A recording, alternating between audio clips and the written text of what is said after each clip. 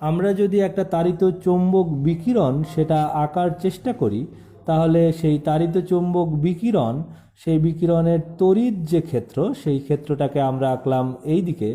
এখন এই তড়িৎ ক্ষেত্রের সাথে লম্বভাবে আমরা চৌম্বক যে অংশ অর্থাৎ চৌম্বক ক্ষেত্র সেটা আমরা পাবো। তাহলে চৌম্বক ক্ষেত্রটা হচ্ছে এই তড়িৎ ক্ষেত্রের সাথে লম্ব দিকে চৌম্বক ক্ষেত্র পাবো, সেটাকে আমরা বললাম বি। এবং এই তড়িৎ ক্ষেত্র এবং চৌম্বক ক্ষেত্রের পর্যায়ক্রমিক যে হ্রাস বৃদ্ধি, সেই হ্রাস বৃদ্ধির মাধ্যমে এই তাড়িত চৌম্বক তরঙ্গটা সামনের দিকে এগিয়ে যাবে এবং তার সামনের দিকে চলার যে দিক, সেই দিকটা হবে এটা হবে তার চলার দিক। তার মানে একটা তাড়িত চৌম্বক তরঙ্গ যদি আমরা চিন্তা করি, তাহলে একটা তাড়িত চৌম্বক তরঙ্গের আমরা এই অংশগুলো পাবো, তড়িৎ অংশ পাবো, চৌম্বক অংশ পাবো এবং চলার দিক পাবো। আমরা যদি আলোকে একটা তাড়িত চৌম্বক বিকিরণ হিসেবে চিন্তা করি এবং তার যদি চৌম্বক অংশ এবং তড়িৎ অংশ দুইটাই থাকে, তাহলে সেই তাড়িত চৌম্বক বিকিরণের ক্ষেত্রে আমরা সেই বিকিরণের যে বেগ, সেই বেগটা আমরা নির্ণয় করতে পারি যে সেই তাড়িত চৌম্বক বিকিরণের বেগ কত। তাহলে সে বিষয়ক যে সমীকরণ, সেই সমীকরণটাও তোমরা গতকালকে দেখেছো। আমি সেই সমীকরণটা আবারও লিখছি যে যদি কোনো একটা তাড়িত চৌম্বক বিকিরণের ক্ষেত্রে আমরা তার বেগ নির্ণয় করতে চাই, অর্থাৎ সি নির্ণয় করতে চাই, তাহলে সেই সিকে আমরা নির্ণয় করতে পারি যে ওই বিকিরণের যে তড়িৎ অংশ বা তড়িৎ ক্ষেত্র, তার যে শীর্ষমান, অর্থাৎ এখানে আমি ছবিটা যদি আবারও আঁকি, তাহলে এখানে যে তড়িৎ অংশ আছে, সেই তড়িৎ অংশের যে শীর্ষমান, অর্থাৎ এইটুকুকে আমরা যদি বলি ই নট, এবং এর সাথে 90 ডিগ্রি কোণে যে চৌম্বক অংশ পাওয়া যাবে, সেই চৌম্বক অংশের যে শীর্ষমান, সেই শীর্ষমানটা যদি হয় বি নট। আমি শীর্ষমান বলতে তরঙ্গের বিস্তারের কথা বলছি। তোমরা তরঙ্গের সাথে যেহেতু পরিচিত, সেহেতু সেই তরঙ্গের যে বিস্তার, সেই শব্দটার সাথেও তোমরা পরিচিত। তাহলে তুমি যদি একটা তড়িৎ ক্ষেত্রের বা তড়িৎ ক্ষেত্র যে তরঙ্গ, সেই তরঙ্গের বিস্তার ই নটকে জানো, এবং এটা অবশ্যই শূন্য মাধ্যমের কথা আমরা বলছি, নট দিয়ে আমরা শূন্য মাধ্যমের কথা বোঝানোর চেষ্টা করছি। এবং চৌম্বক যে অংশ, সেই চৌম্বক অংশটা যদি তার শীর্ষমান যদি বি নট হয়, তাহলে সেখান থেকে আমরা আলোর বেগ নির্ণয় করতে পারবো এবং সেই আলোর বেগ সি, সেটা হবে ওই তড়িৎ ক্ষেত্রের শীর্ষমান ভাগ চৌম্বক ক্ষেত্রের শীর্ষমান। তাহলে এটা আমরা গতকালকে অবশ্য দেখেছিলাম, তো সেটা আমরা আবার একটু দেখে নিলাম। এবার এখান থেকে আমরা আলোর বেগ নির্ণয় করার জন্য আমরা আরও দুইটা ইকুয়েশন দেখে ফেলব শূন্য মাধ্যমে। অবশ্য আমরা অন্য মাধ্যমে আলোর বেগ কেমন হয় সেটা এই সমীকরণগুলো থেকেই আমরা সেটা বের করে ফেলতে পারবো। তো শূন্য মাধ্যমে তাড়িত চৌম্বক তরঙ্গের যে বেগ, সেই বেগকে আমরা এভাবেও প্রকাশ করতে পারি, C is equal to 1 divided by √μ0 গুণন এপসাইলন নট। এখানে কোনটা কি সেটা আমি আগে বলে নেই, তারপরে আমরা এখান থেকে আলোর বেগ নির্ণয়ের প্রসঙ্গটা তুলতে পারবো। তাহলে এখানে সি, সেটা হচ্ছে আলোর বেগ, সিটাকে আমরা বলবো আলোর বেগ। এখানে মিউ নটটাকে বলা হচ্ছে শূন্যস্থানের চৌম্বক প্রবেশ্যতা, এবং এই শূন্যস্থানে চৌম্বক প্রবেশ্যতার একটা নির্দিষ্ট মান আছে, সেই মানটা হচ্ছে 4 pi into 10⁻⁻7 tesla metre per ampere. এবং এখানে এপসাইলন নট, সেই এপসাইলন নটটা হচ্ছে শূন্য স্থানের তড়িৎ ভেদনযোগ্যতা। তাহলে সেই যে তড়িৎ ভেদনযোগ্যতা, সেটারও একটা নির্দিষ্ট মান আছে, সেই মানটা হচ্ছে 8.854 ইন্টু 10⁻⁻12 কুলম্ব স্কোয়ার্ড পার নিউটন পার মিটার স্কোয়ার্ড। তাহলে আমরা যদি শূন্য মাধ্যমের চৌম্বক প্রবেশ্যতা এবং শূন্য মাধ্যমের তড়িৎ ভেদনযোগ্যতা আমরা যদি জানি, তাহলে আমরা শূন্য মাধ্যমে আলোর বেগ নির্ণয় করতে পারবো। এখন এখানে আরেকটু কথা বলে রাখা প্রয়োজন, যদি অন্য কোনো মাধ্যমে আমরা আলোর বেগ নির্ণয় করতে চাই এবং অন্য কোনো মাধ্যমে আমরা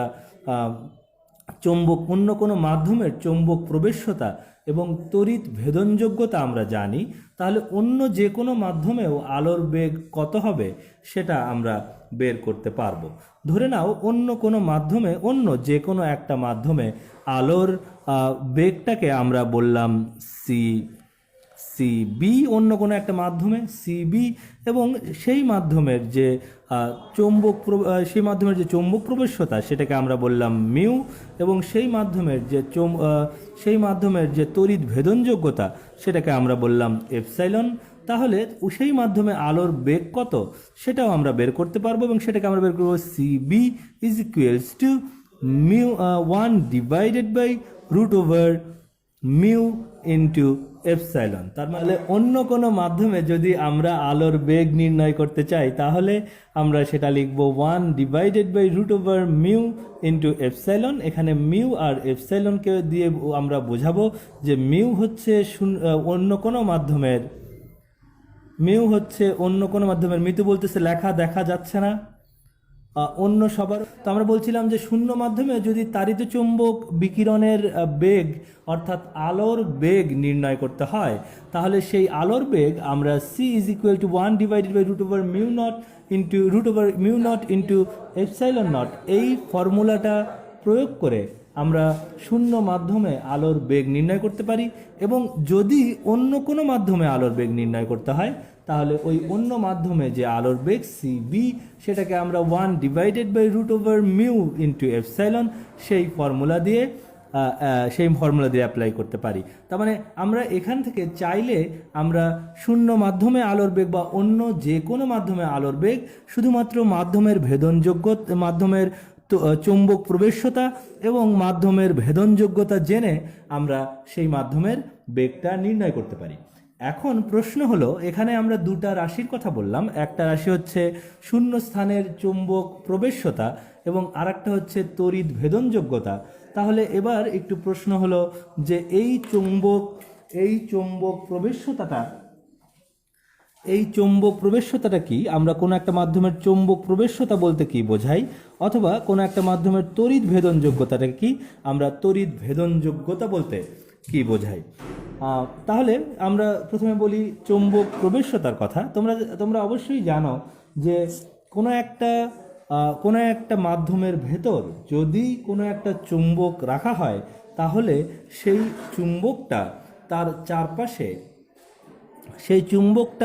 তার চারপাশে আমি যদি একটা চুম্বক রেখে দেই, আমি আরেকটু দাঁড়াও, একটা পেজ নিই, আমি এই আইডিয়াটা আমি বলার জন্য একটু বলি এখানে, যে যদি কোনো একটা মাধ্যমে তুমি একটা চুম্বক রেখে দাও, একটা নর্থ সাউথ পোলওয়ালা একটা চুম্বক তুমি রেখে দিলে, তাহলে এই চুম্বকটা চৌম্বক ক্ষেত্র তৈরি করবে, তাই তো? এরকম চৌম্বক ক্ষেত্র তৈরি করবে, এগুলোকে আমরা বলতেছি চৌম্বক বলরেখা। তাহলে এরকম চৌম্বক ক্ষেত্র তৈরি করবে। এখন এই যে চৌম্বক বলরেখা তৈরির যে ক্ষমতা, সেই ক্ষমতাটা এক এক মাধ্যমে এক এক রকম। আমি ধরো বায়ু মাধ্যমে আসি, এই বায়ু মাধ্যমে এই চুম্বকটার চৌম্বক ক্ষেত্র তৈরির ক্ষমতাটা যেরকম হবে, তুমি যদি এই চুম্বকটাকে অন্য কোনো একটা মাধ্যমে নিয়ে যাও, অর্থাৎ এই চুম্বকটাকে তুমি যদি ধরো পানির মধ্যে নিয়ে যাও, এটাকে যদি পানির মধ্যে নিয়ে যাও এবং এই চুম্বকটাকেই তুমি রেখে দিলে, তাহলে সেখানে যে ক্ষেত্র তৈরি হবে, সেখানে যে চৌম্বক বলরেখাগুলো তৈরি হবে, দেখা যাবে সেখানে চৌম্বক বলরেখাগুলো আরও কাছাকাছি তৈরি হয়েছে, বা চৌম্বক বলরেখাগুলোর যে তৈরির যে ক্ষমতা, সেই ক্ষমতাটা হয়তো কমে গেছে।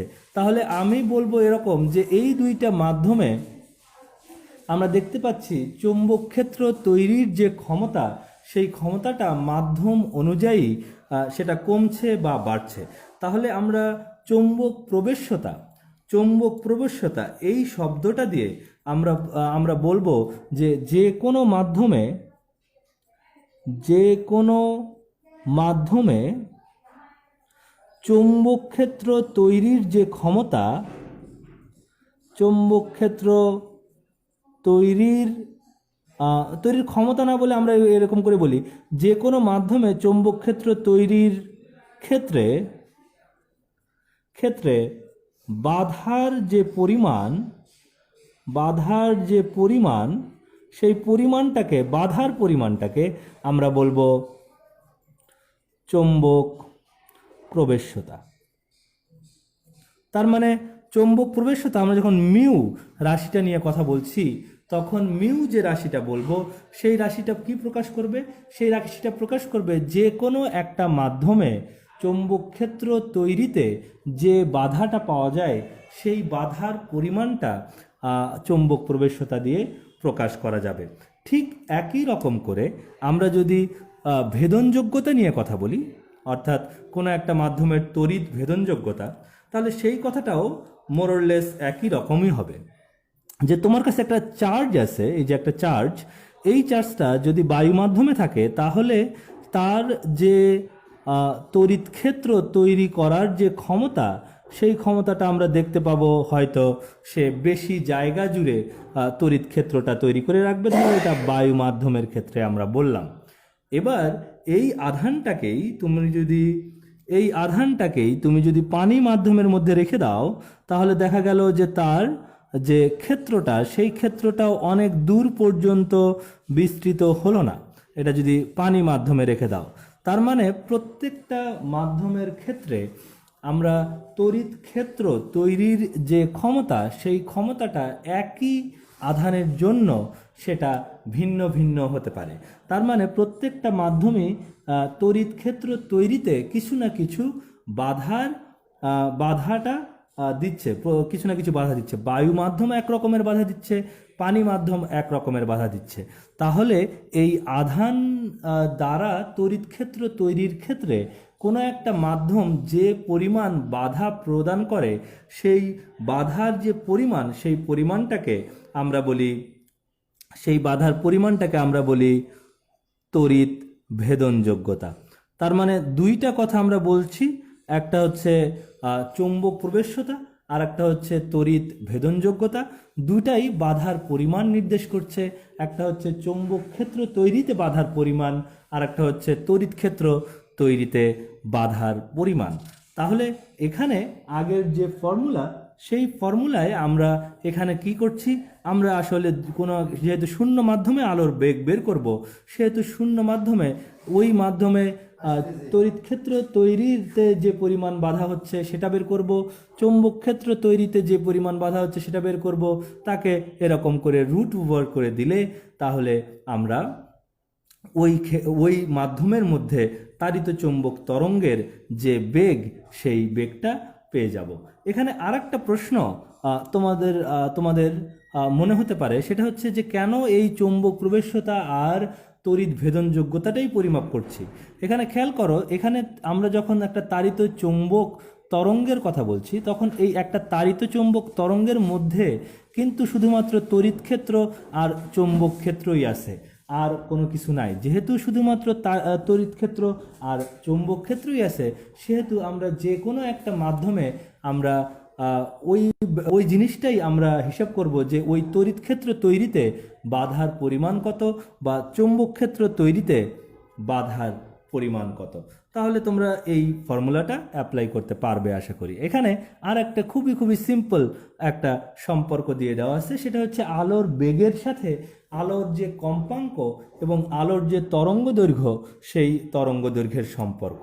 ধরে নাও যে এই যে বিন্দুটা, এইটা হচ্ছে একটা আলোক উৎস এবং এখান থেকে আলোক তরঙ্গ চারিদিকে ছড়িয়ে পড়ে। এস হচ্ছে একটা আলোক উৎস, এই আলোক উৎস থেকে আলোক তরঙ্গটা চারিদিকে ছড়িয়ে পড়ে।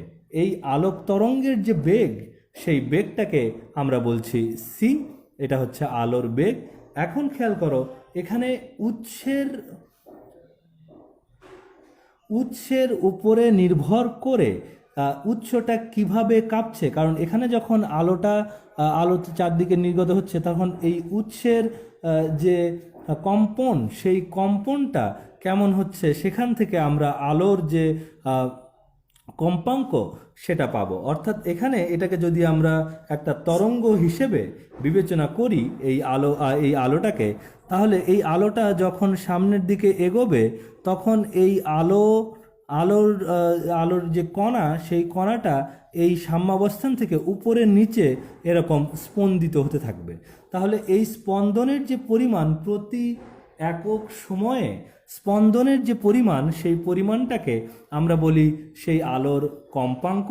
এবং একটা পূর্ণ স্পন্দন সম্পন্ন করতে, অর্থাৎ একটা পূর্ণ স্পন্দন সম্পন্ন করতে আলো করার সময়ে আলো যে দূরত্ব অতিক্রম করে, একটা পূর্ণ স্পন্দন সম্পন্ন করার সময় আলো যে দূরত্ব অতিক্রম করে সেটাকে আমরা বলি তরঙ্গ দৈর্ঘ্য ল্যামডা। তাহলে তার কম্পন, অর্থাৎ আলোর কম্পন এবং আলোর যে তরঙ্গ দৈর্ঘ্য, সেই তরঙ্গ দৈর্ঘ্যকে আমরা যদি গুণ করে দেই তাহলে আমরা আলোর বেগ পেয়ে যাব।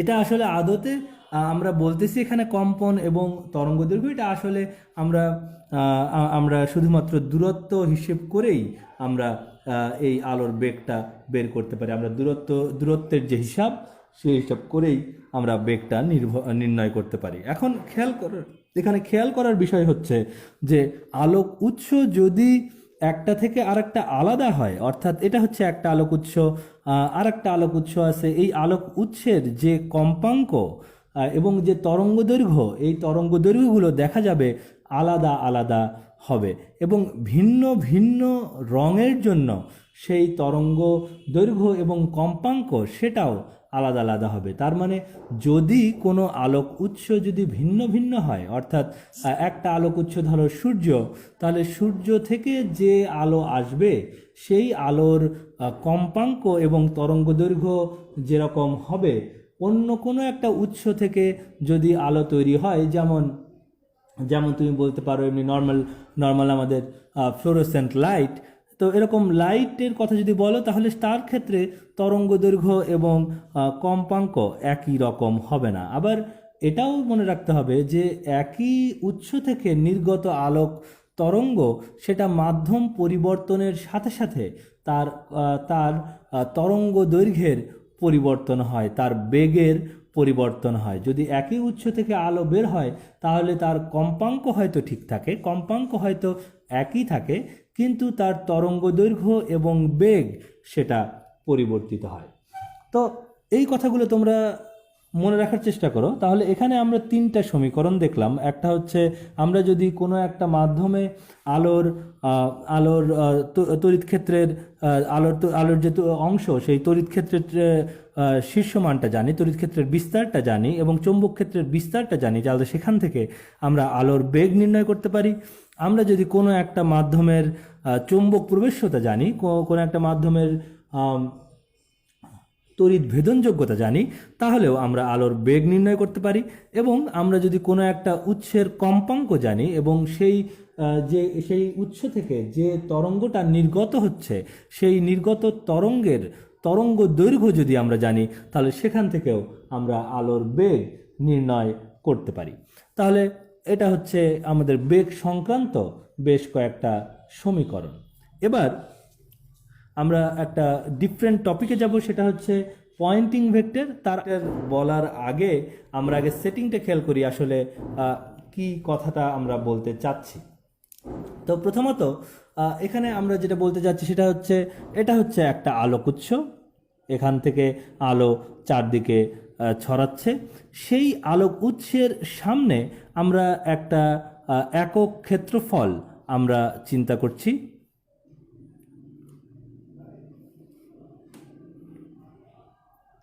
একক ক্ষেত্রফলের চিন্তা করছি যে এটা হচ্ছে আলোক উৎস একটা, এখান থেকে আলো চারদিকে ছড়াচ্ছে, এখান থেকে আমরা একক ক্ষেত্রফলের একটা অংশ চিন্তা করছি। একক ক্ষেত্রফল মানে হচ্ছে এর দৈর্ঘ্য 1 মিটার এবং প্রস্থ 1 মিটার, তার মানে এর যে ক্ষেত্রফল, সেই ক্ষেত্রফলটা হচ্ছে 1 মিটার স্কোয়ার। এখন এই আলোক উৎসর যে চলার দিক, এই দিকে হচ্ছে আলোক উৎসটা যাচ্ছে বাম থেকে ডানে, সেই দিকের সাথে এই ক্ষেত্রটা লম্ব অভাবে আছে। অর্থাৎ আমরা এখান থেকে যেটা বলার চেষ্টা করছি সেটা হচ্ছে, এটা যদি আলোক উৎস হয় তাহলে এদিকে আলো যাচ্ছে এবং এখানে যে তলটা আমরা রেখেছি, সেই তলটা এই আলোর চলার দিকের সাথে লম্বভাবে আছে। এখানে আমি এখানে একটু বাঁকা করে রেখেছি, তো এটা এখানে ধরো এরকম লম্বভাবে আছে, এই যে তলটা, সেই তলটা এখানে লম্বভাবে আছে। তো এই তলটা লম্বভাবে আছে, কিন্তু আমি আঁকার সময় একটু বাঁকা করেছি সেটা বোঝার সুবিধার্থে। এখন এখানে খেয়াল করো যে যদি আলো এদিক থেকে এদিকে যায় এবং তার সামনে একটা একটা তল লম্বভাবে থাকে, তাহলে আমরা যে হিসাবটা করতে পারবো সেটা হচ্ছে এই তলের ভেতর দিয়ে কতটুকু আলোক শক্তি প্রতি সেকেন্ডে প্রবাহিত হবে এই তলের ভেতর দিয়ে। অর্থাৎ আমি যদি এভাবেই চিন্তা করি, আমি এভাবেই দেখাই, এটা যদি আমার হাত হয় তাহলে এই হাতটা ধরো এরকম লম্বভাবে আছে, এখন আলো এই বাম থেকে ডানে এই দিকে যাচ্ছে, তাহলে এই তলের লম্ব বরাবর এইটা হচ্ছে আলোর তরঙ্গ, ধরো লাল রং যে কলমটা বলতেছি, তাহলে এটা হচ্ছে আলোর তরঙ্গ। তাহলে প্রতি সেকেন্ডে কতটুকু আলোক শক্তি এই তলের ভেতর দিয়ে লম্বভাবে প্রবাহিত হচ্ছে সেটা আমরা হিসাব করতে পারবো। এবং ওই যে হিসাবটা আমরা করব যে প্রতি সেকেন্ডে কতটুকু শক্তি এর এই তলের ভেতর দিয়ে লম্বভাবে প্রবাহিত হয়, তাকেই আমরা পয়েন্টিং ভেক্টর দিয়ে প্রকাশ করতে পারবো। তাহলে এবার আমরা একটু সংজ্ঞাটা একটু পড়ে নেই। এখানে আমরা বলছি পয়েন্টিং ভেক্টর মানে হচ্ছে কোনো একটা তাড়িত চুম্বক তরঙ্গ এর গতিপথের সাথে লম্বভাবে স্থাপিত একক ক্ষেত্রফলের মধ্য দিয়ে একক সময়ে যে শক্তি সঞ্চালন করে তাকে পয়েন্টিং ভেক্টর বলে। তার মানে এখানে ইম্পর্টেন্ট যে কথা, সেই কথাটা কেমন? কথা হচ্ছে যে আমরা একটা আলোক উৎসের সামনে একটা তল লম্বভাবে স্থাপন করব এবং সেই লম্বভাবে স্থাপিত তলের ভেতর দিয়ে প্রতি সেকেন্ডে যতটুকু শক্তি পার হবে বা যতটুকু শক্তি প্রবাহিত হবে তার পরিমাণকে আমরা পয়েন্টিং ভেক্টর দিয়ে প্রকাশ করতে পারবো। তাহলে সেই পয়েন্টিং ভেক্টরটা তাহলে একটা ভেক্টর রাশি হবে এবং তার যে দিক সেই দিকটাও আমরা বের করতে পারবো। আমরা পয়েন্টিং ভেক্টরকে এস ভেক্টর দ্বারা প্রকাশ করি। এস ভেক্টর দ্বারা, যেহেতু এটার এই পয়েন্টিং ভেক্টরের একটা দিক থাকবে, সেই দিকটাকে আমরা এস ভেক্টর দ্বারা প্রকাশ করব এবং তার যে দিক সেই দিকটা হবে তলের লম্ব বরাবর। তার মানে এখানে যে ছবিটা আমরা এঁকেছি সেই ছবিটাতে এই এস ভেক্টরের দিক হবে এই দিকে, অর্থাৎ এটা যদি এই তলটা হয় সেই তলের লম্ব বরাবর হবে এস ভেক্টরের দিক। তাহলে এখানে এই ছবিটা খেয়াল করো, এখানে ধরো এখানে যে তরঙ্গটা আসছে সেই তরঙ্গটার তড়িৎ ক্ষেত্রের যে দিক সেই দিক হচ্ছে আমরা বললাম জেড অক্ষ বরাবর, এবং চৌম্বক ক্ষেত্রের যে দিক সেই দিকটা হচ্ছে ওয়াই অক্ষ বরাবর। তাহলে আমরা পয়েন্টিং ভেক্টরের যে দিক সেই দিকটা পাবো এক্স অক্ষ বরাবর, এবং প্রত্যেকে 90 ডিগ্রি কোণে থাকবে। তাহলে তড়িৎ ক্ষেত্র থাকবে জেড অক্ষ বরাবর, চৌম্বক ক্ষেত্র থাকবে ওয়াই অক্ষ বরাবর, এবং পয়েন্টিং যে ভেক্টরটা সেই ভেক্টরটা থাকবে এক্স অক্ষ বরাবর। এবং আমরা খেয়াল করলে বুঝতে পারবো যে এর আগের দিন আমরা যেমন বলেছিলাম যে কোনো একটা তরঙ্গ যে চলার দিক সেই চলার দিকটা হচ্ছে তড়িৎ ক্ষেত্র আর চৌম্বক ক্ষেত্রের সাথে পরস্পর লম্ব দিকে। এখানে দেখা যাচ্ছে পয়েন্টিং ভেক্টরের যে দিক সেই দিকটাও একই দিকে দেখা যাচ্ছে, তাহলে পয়েন্টিং ভেক্টরটাও একই দিকে হবে। তাহলে আমরা যদি একটা সমীকরণ লিখতে চাই এই পয়েন্টিং ভেক্টর পরিমাপ করার জন্য, তাহলে সেই পয়েন্টিং ভেক্টর পরিমাপ করার জন্য আমরা যে সমীকরণটা লিখবো সেটা হচ্ছে S vector is equal to 1/μ0 শূন্য মাধ্যমের চৌম্বক প্রবেশ্যতা গুণন ই ক্রস বি। তাহলে এটা হচ্ছে ই ভেক্টর এবং বি ভেক্টরের ক্রস গুণফল। তার মানে ই আর বি ভেক্টরের যদি ক্রস গুণফল তুমি হিসেব করো তাহলে এখান থেকে তুমি তার দিকটা পেয়ে যাবে। যে এই ক্রস গুণফল যদি হিসাব করো ই বি, তাহলে এখান থেকে ই ক্রস বি হিসাব করলে তুমি এস এর দিকটা পেয়ে যাবে। তারপরে তুমি মানটাও চিন্তা করো যে মানটা কেমন হচ্ছে। তার মানে এই তলটাকে যদি আমরা এর সাথে লম্বভাবে স্থাপন না করে আমি যদি এটাকে সমান্তরালে স্থাপন করে দিই, অর্থাৎ এই যে এটাকে যদি আমরা এভাবে, এখানে আলোকউৎস আছে, এখান থেকে আলোকউৎস এসে এই তলের উপরে পড়বে, এটা লম্বভাবে পড়বে, এরকম না করে এটাকে যদি এদিক করে দিই, অর্থাৎ আলো যদি এদিক থেকে এসে পড়ে, তাহলে আমরা দেখব যে তার ভিতর দিয়ে কোনো শক্তি প্রবাহিত হচ্ছে না। যদি এরকম করে থাকে, আলোর দিকের সাথে সমান্তরাল থাকে। কিন্তু এটাকে যদি আস্তে আস্তে এরকম পরিবর্তন করি, এরকম পরিবর্তন করি, তাহলে এর মধ্যে যে পরিমাণ শক্তি, সেই শক্তির যে পরিমাণ, সেই শক্তির পরিমাণ কম বেশি হবে। তাহলে সেই জিনিসটা আমরা এই ক্রস ভেক্টর দিয়ে প্রকাশ করতে চাচ্ছি। আমরা যেহেতু জানি ই ক্রস বি এর মানে হচ্ছে ই বি সাইন থেটা, তার মানে যদি এমন হয় যে আলোকের চলার দিক আর এই তলের যে দিক, সেই দিকটা যদি একই দিকে হয়, তাহলে দেখব যে সেই তলের ভেতর দিয়ে কোনো শক্তি প্রবাহিত হচ্ছে না, এবং সেই তলটা পরিবর্তনের সাথে সাথে সেই তলটাকে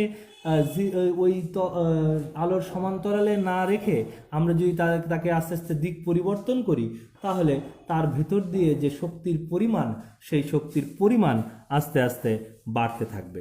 তাহলে সেটাই আমরা লিখলাম, S is equal to 1/μ0 E cross B. এখানে μ0 দিয়ে আমরা প্রকাশ করার চেষ্টা করছি যে μ0 হচ্ছে শূন্য মাধ্যমে যে চৌম্বক ক্ষেত্রটা তৈরি হবে, সেই চৌম্বক ক্ষেত্র তৈরিতে বাধার পরিমাণ। এখন আমরা চাইলে সেটাকে আমরা স্কেলার আকারে লিখতে পারি। আমরা এটা ভেক্টর সমীকরণ লিখেছি, আমরা চাইলে সেটাকে স্কেলার আকারে লিখতে পারি, এবং স্কেলার আকারে লিখলে আমরা লিখবো এস ইজ ইকুয়াল টু 1/μ0 ই গুণন বি।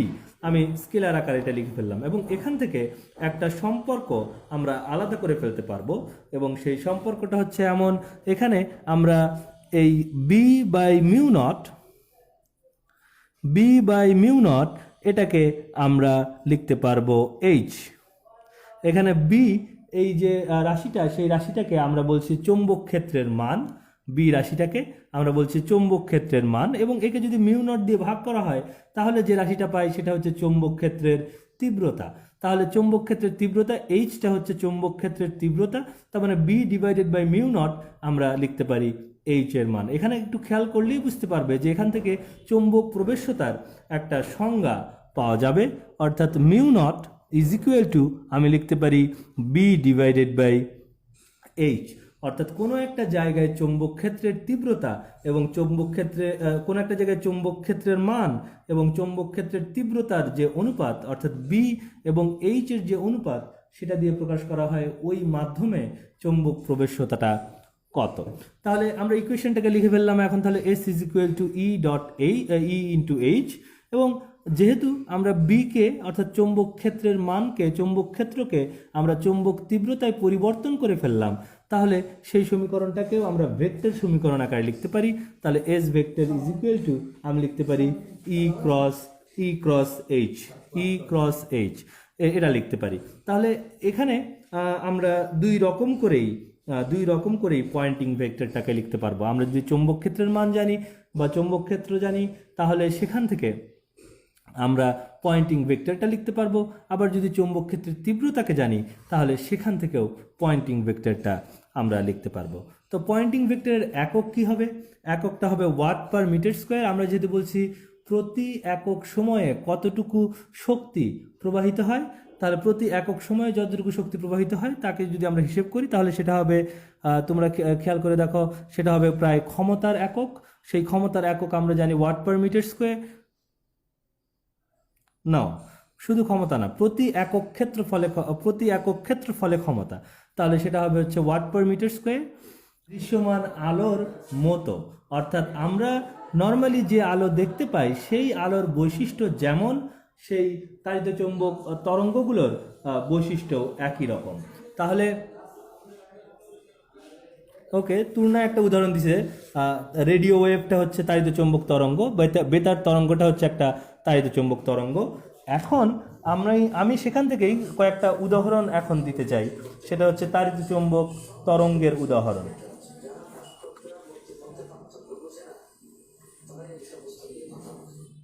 এখন দেখো এই ছবিটা দেখো, এই ছবিটায় আমরা তাড়িত চৌম্বক যে তরঙ্গ, সেই তরঙ্গের আমরা উদাহরণ এখানে দিচ্ছি।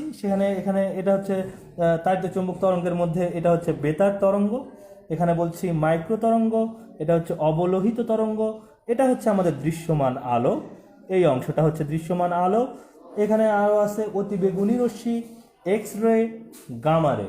তার মানে এখানে যে তরঙ্গগুলোর কথা আমরা বলতেছি, সেই তরঙ্গগুলোর মধ্যে আমরা এই দৃশ্যমান আলো,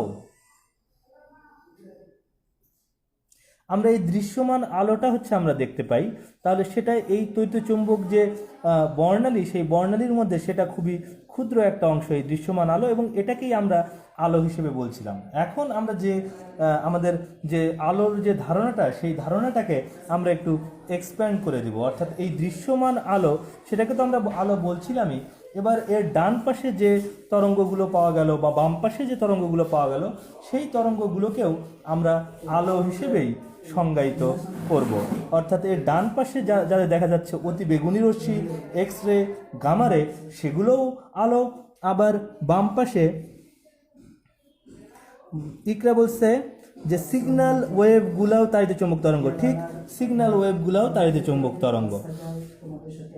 তারপরে এই দৃশ্যমান আলো থেকে যদি বাম দিকে যাও, অবলোহিত রশ্মি, মাইক্রো তরঙ্গ, বেতার তরঙ্গ, তাহলে সেগুলোকেও আমরা বলবো আলো। তাহলে আমরা আলো বলতে আমরা এই পুরো অংশটাকে বুঝাচ্ছি। সেই আলোর অংশের মধ্যে শুধুমাত্র দৃশ্যমান আলো যেটা, সেই দৃশ্যমান আলোটাকে আমরা বলতেছি হচ্ছে আলো, দৃশ্যমান আলো। আর বাকি যে অংশটুকু দেখা যাচ্ছে সেই অংশটুকু হচ্ছে, সেগুলোকেও আমরা আলোই বলবো, কিন্তু তাদেরকে হয়তো আমরা দেখতে পাই না। তাহলে এখন আমাদের যে কাজ, সেই কাজ হচ্ছে এই যে তাড়িত চৌম্বক বর্ণালীটা আমরা পেলাম, অর্থাৎ একটা রেঞ্জ আমরা পেলাম, যে রেঞ্জের মধ্যে সবার বৈশিষ্ট্য, আমরা এর আগে যে তাড়িত চৌম্বক তরঙ্গের যে বৈশিষ্ট্যগুলো বলছিলাম, সেই বৈশিষ্ট্যের মতো সবার বৈশিষ্ট্য এই একই রকম, শুধুমাত্র তাদের যে পার্থক্য, সেই পার্থক্যের যে জায়গা, সেই জায়গা শুধুমাত্র তাদের তরঙ্গ দৈর্ঘ্য বা কম্পাঙ্কে। অর্থাৎ এই তাড়িত চৌম্বক তরঙ্গের মধ্যে যে একটা থেকে আরেকটা যে আলাদা হবে, অর্থাৎ দৃশ্যমান আলো থেকে অতি বেগুনি রশ্মি যে আলাদা, অথবা দৃশ্যমান আলো থেকে অবলোহিত আলো যে আলাদা, সেই আলাদা হওয়ার যে জায়গা, সেই জায়গাটা শুধুমাত্র দুইটা জায়গায়। সেটা হচ্ছে সেই আলোর কম্পাঙ্কটা ভিন্ন, সেই আলোর তরঙ্গ দৈর্ঘ্যটা ভিন্ন। তা বাদে তুমি অন্য যত বৈশিষ্ট্য আছে, অর্থাৎ সেই আলোটা তৈরি হলে সেই আলোটার মধ্যে কি কি থাকে, তড়িৎ অংশ থাকে, চৌম্বক অংশ থাকে, ইত্যাদি ইত্যাদি, সব কিছু একই রকম।